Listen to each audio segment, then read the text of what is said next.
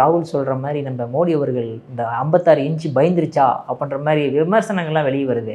நீங்கள் ராகுல் காந்தியோடைய பயங்கரமான ஃபேனா? ஆமாம் சார், அவர் பார்லிமெண்ட் பேசுறதெல்லாம் அவ்வளோ ஃபயரி ஸ்பீச் சார், அதெல்லாம் ரொம்ப புல்லரிக்கக்கூடிய விஷயம் அதெல்லாம். Very good. இப்போது நீங்கள் வண்டியில் போயிட்டு இருக்கீங்கன்னு வச்சுக்கோங்களேன், சம்டைம்ஸ் வந்து அந்த தெருவில் இருக்க நாய் வந்து துரத்தின்னு வந்து லொல்லுன்னு கத்தும். அப்போ நீங்கள் என்ன பண்ணுவீங்க? தட்டி விட்டு போயிட்டே இருப்போம். இல்லைன்னா ஏய் டேய் டேய் சார் அப்படின்னு கத்தினா அந்த நாய் போயிடும். என்ன சொல்ல வரீங்க இப்போ?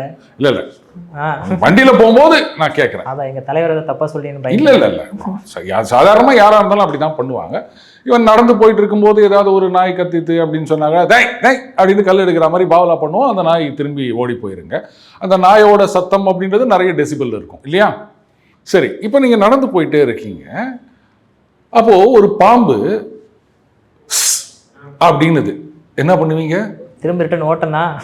சில பேருக்கு ஓட கூட முடியாது, கை கால்லாம் நடுங்கும் இல்லையா? ரஜினிக்கு அந்த மாதிரி அப்படியே உட்காந்துட வேண்டியதான். இப்போ அந்த நாய் கத்துற டெசிபிள் எடுத்துக்கங்க, இந்த பாம்போட அந்த ஹிஸ்ஸிங் சவுண்ட் எடுத்துக்கங்க. இது எங்கேயோ இருக்குது, இது ஒண்ணுமே இல்லை. ஆனா எதுக்கு வேல்யூ அதிகம்? பாம்புக்கு தான் சார். அந்த மாதிரி தான் ரிட்டாலியேஷன்னா நீங்க நினைக்கிற மாதிரி ஆய் ஊய் அப்படின்னு உதார் விடுறது கிடையாது. காரியம்தான் முக்கியம், வீரியம் இல்லை. புரியுதுங்களா? சத்தம் போடாம காரியத்தை முடிக்கணும்.